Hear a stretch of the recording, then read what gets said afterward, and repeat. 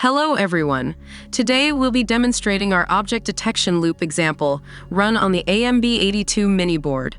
This example can detect up to 80 different types of objects. In the Arduino IDE, go to File, followed by Preferences, and download our board from here. The link will be provided in the description below. Open the board manager and search for Realtek. The library on the left will have the board name AMB82 Mini. Download the library. Now select the board name and corresponding COM port number. Open the example called Object Detection Loop. Key in your Wi-Fi name and password so that the board can transmit data via RTSP. You can adjust the bitrate of your stream by uncommenting this line. Note that increasing your bitrate will increase network congestion, so only do so if you have a stable and strong Wi-Fi connection. Upload the code.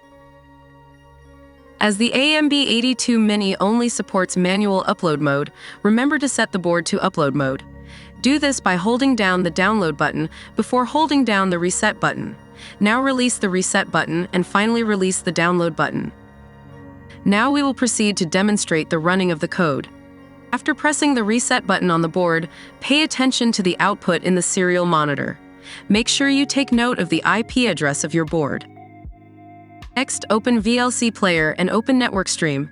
Enter RTSP followed by your IP address, followed by the port number 554. When you press play, the stream will start. A bounding box with its object name and confidence score will be drawn on the RTSP stream to highlight recognized objects.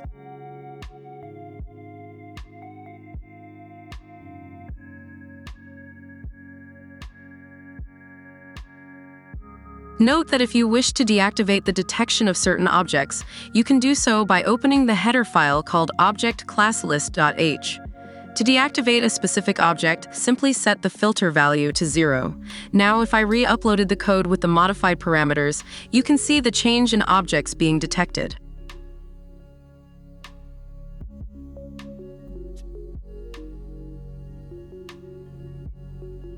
What do you think?